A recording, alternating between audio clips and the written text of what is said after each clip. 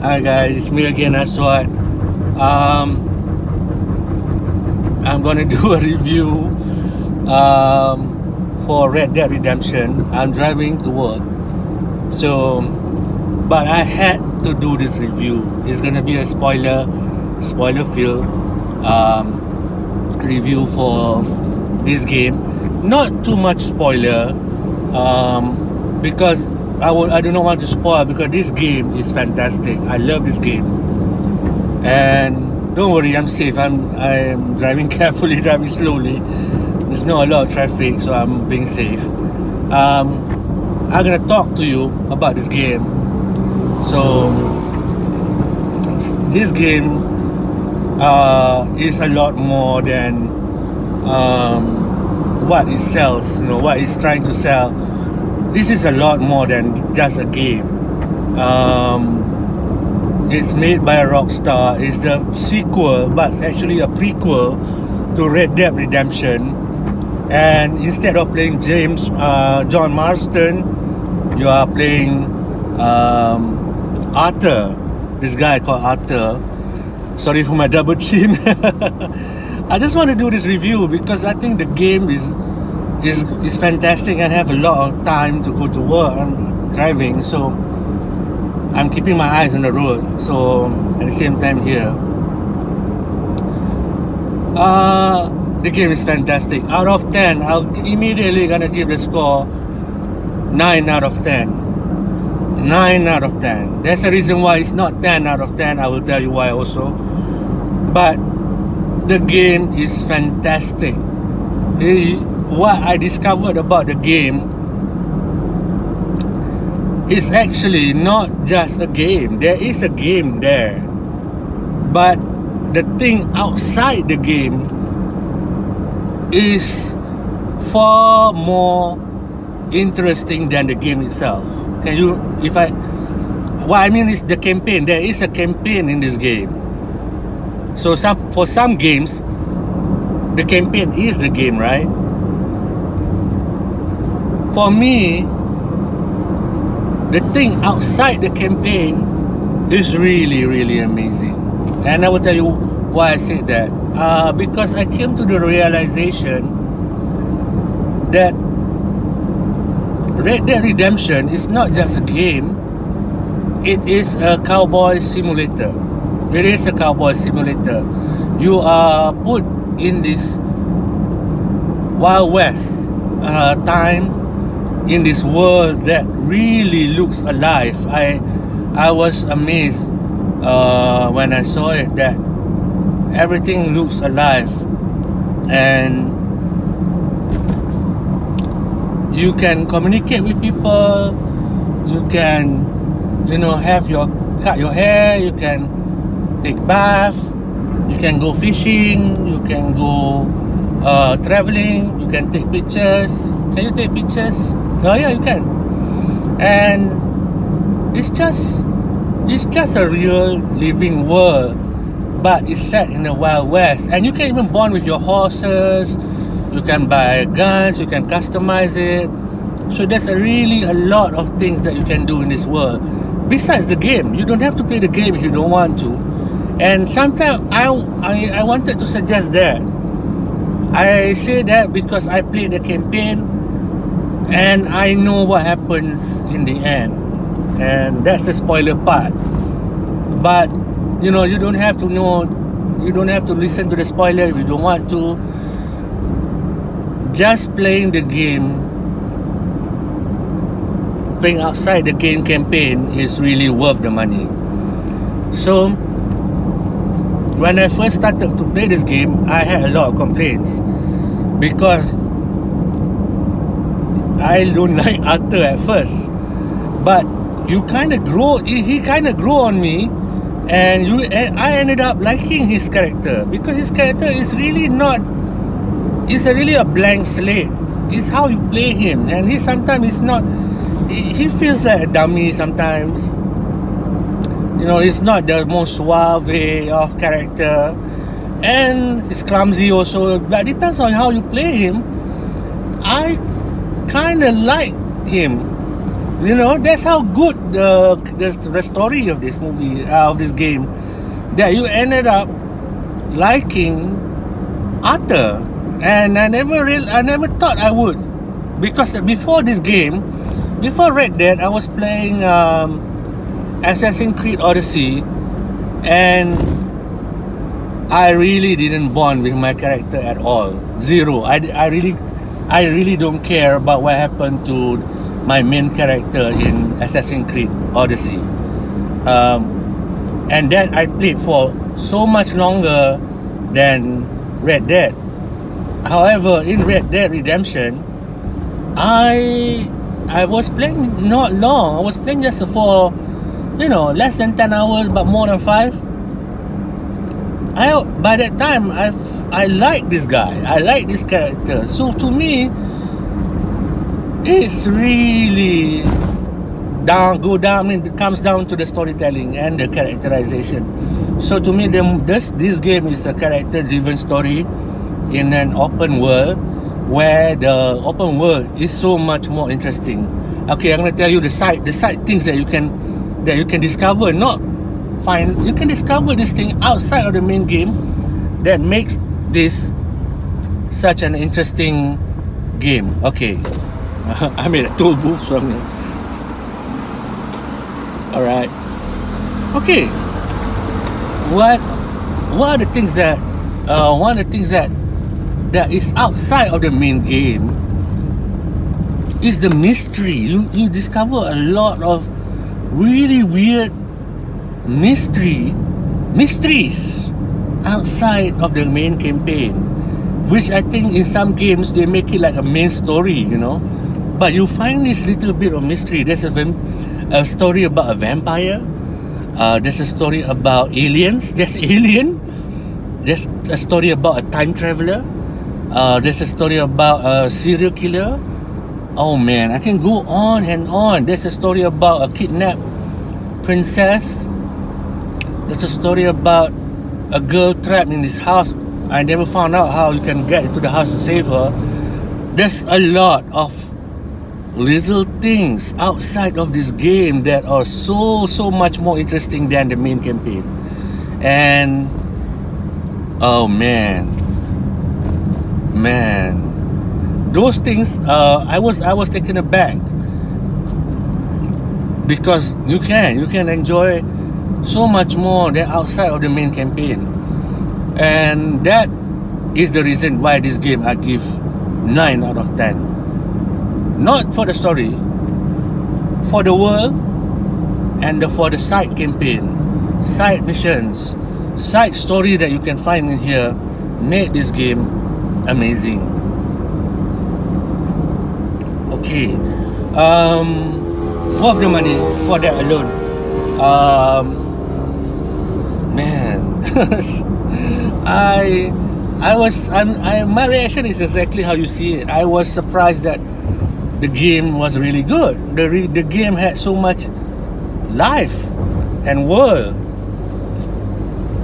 Okay, now is the spoiler and the biggest bad thing. Then the biggest spoiler also why it didn't get 10 out of 10. Okay, you ready? You can avoid this, because it really brought me down when I discovered it a bit, and then I will give you a tip how to overcome that feeling of being, oh man, I really don't like that. Okay, the big bad thing for me, and the big spoiler of this game. Are you ready? After spending so much time with this guy, with Arthur, finding out, liking him, bonding with him, it's sad that in the end, he died. And I was devastated, to be honest, because I spent time with this guy, and I started off hating the guy because he's such a dummy, because the way he talks, he's a bit slow, I think, compared to the other cool guys, you know. I played John Marston in the first Red Dead Redemption. He seems so much cool, but in this game, this was a prequel, so he was a bit. John has not become the hero that you know, and over time, I ended up liking Arthur. And the end of this game, it's not really the end. There's an epilogue, which is also a spoiler. And the epilogue, don't worry, the epilogue is not short. It's quite long, so you don't feel too bad. But in the end, he died. He got killed, and I hate that. I hated the sad ending. For me, this is really sad ending after you bonded with this character. And I stopped playing. I stopped playing the game. I was thinking, what did I just saw? Why did Rockstar did this? Rockstar is the game developer. Why did they do this ending? You know, and then I started to think, and how do I get back? Because I love this game. I love the world. I wish I hadn't played that scene where your hero get killed. And then I thought, okay, the game over. I'm not gonna play this game anymore. And you know, part of me just miss the world. It's a really great universe. They created a great West world. And you know what? How I overcome that? Okay, let me just tell you about what happened next. Okay, he died. The game doesn't end, even though for the campaign, for his story, it ended. Arthur died. But the epilogue is another game, actually. The epilogue is the story of John Marston. What happened after the game? What happened with his life? And it does tie up loose ends, so that's good. John Marston is the guy, the hero of the first Red Dead game. And to me, you know, I wanted to play him when I first started this game. I ended up liking Arthur, and then when Rockstar put me back into John Marston's shoes, I really didn't feel like playing anymore. But here's the silver lining. The game goes on. I think the message here: life goes on. People die, and yeah, it is sad. It was devastating, but life goes on, and the game gives you that thing that you can continue to play in the world, in this cowboy world. You can continue to play the cowboy simulator. But I have to be honest with you, it's not the same, because you bonded with Arthur, right? And you bonded over hours and hours of gameplay, and then you have to play in this world with another guy. And it's sad. It's sad to me. It's, you know, life goes on. That's the point. That's the message of the game. And also for the characters, John Marston, life goes on. He continues to play. This game go back to Red Dead Redemption 1. So, in the storytelling perspective, it's fantastic, because it has everything. But as a gamer, you want to have happy ending? No, it really makes me feel sad about what happened. Now you may ask, how do I overcome that? How do I get back into the game? And I want to share that to help you guys. Now my tip is, don't get attached to the characters. You know, that's the illusion that the writers of this game, the creators, trap you. Any good writers, any good storyteller will want to make you attached to the characters. But some of them are bad. Some of them are evil writers, evil creators. They kill off the characters, and I don't like that. I don't want that. And James Cameron, my favorite director is James Cameron.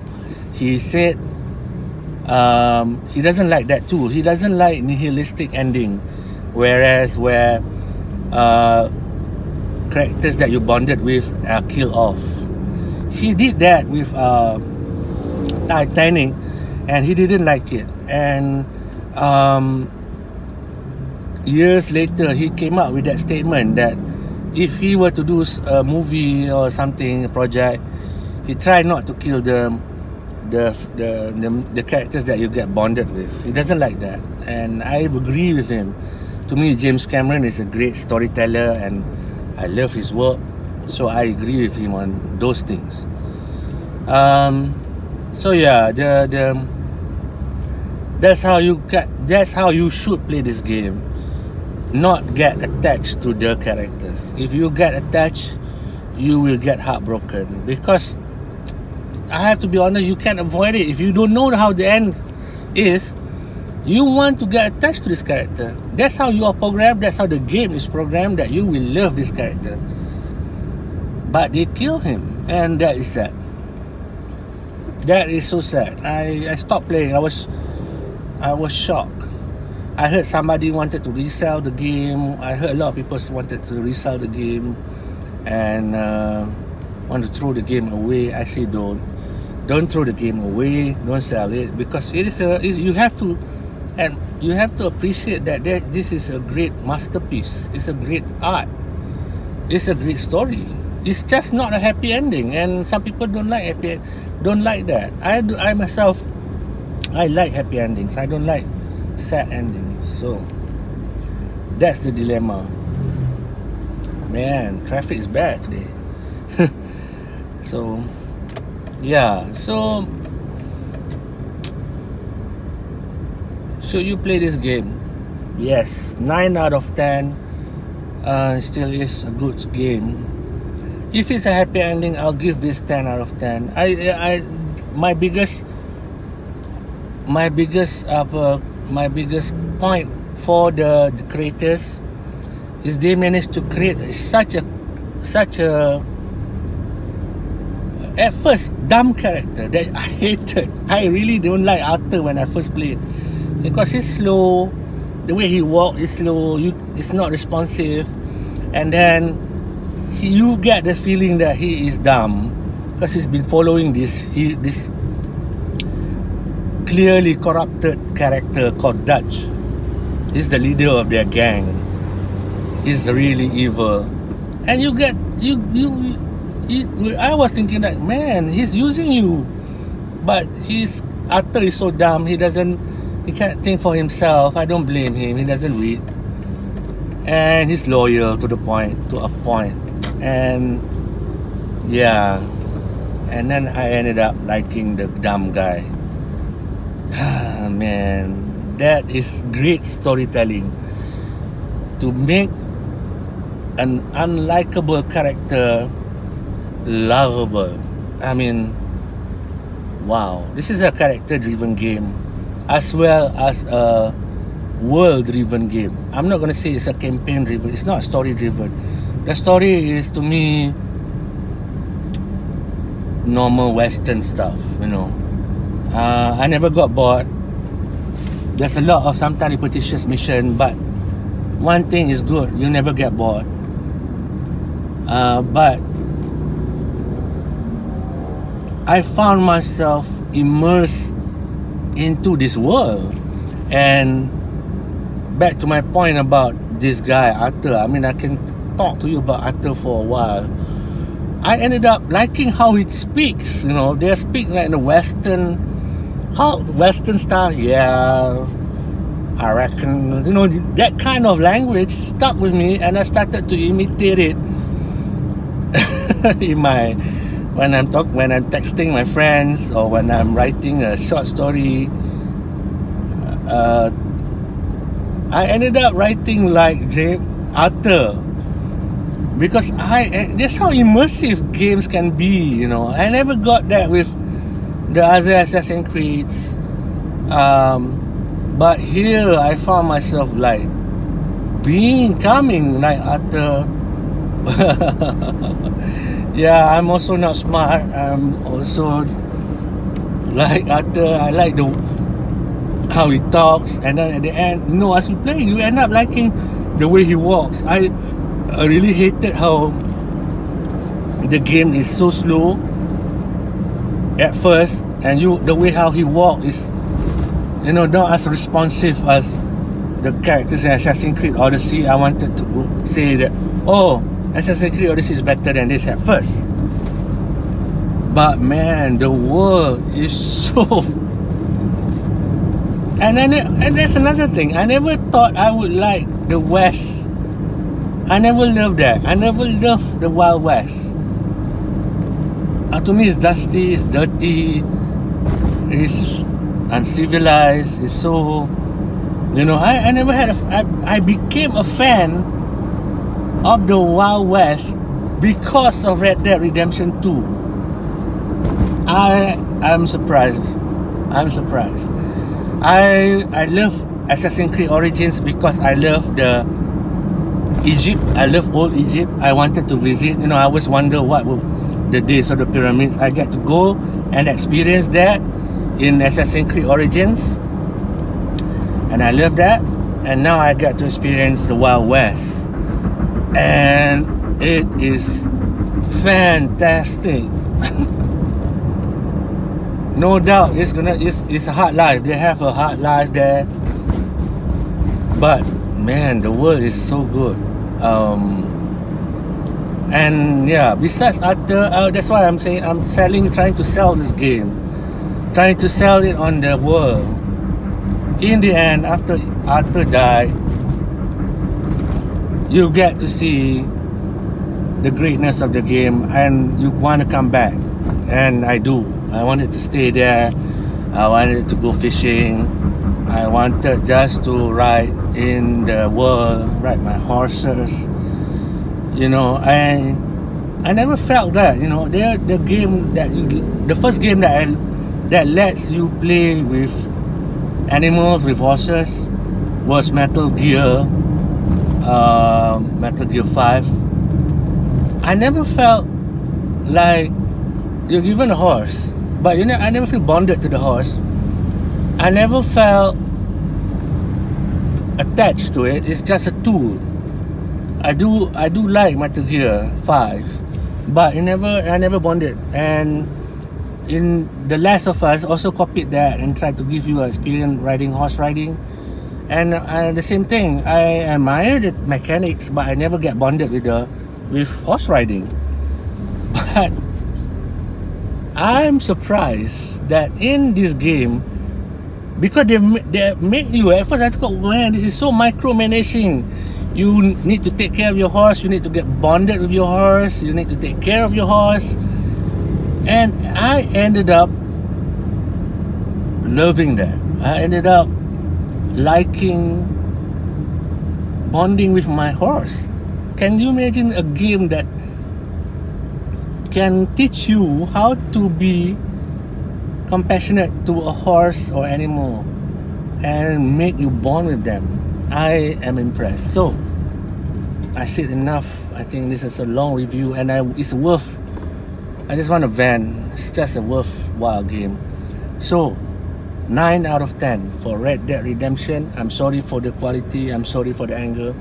I just want to arrive safe. I'm trapped in a jam anyway. So anyway, play the game, enjoy the world. Even though I spoil a lot here, they have a bad ending. But don't get attached to the characters. That's a tip. And just enjoy the world. Worth the money. Oh man, the other game that really made me heartbroken was just like this. Not like this, but similar emotion was Horizon Zero Dawn. A great story, also a great character, but cannot fight this game, cannot win over this game. This game is cinematic. It's a cinematic experience. You know, like the other thing that you can find, there's a werewolf mission, there's a vampire mission, there's a space UFO alien thing, there's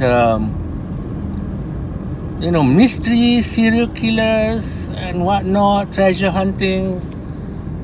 Oh man, I have not done that, all of that yet, but I definitely gonna come back. It's gonna be huge. So that's my long-winded review, in-depth you can say, an honest review of Red Dead Redemption 2. Peace.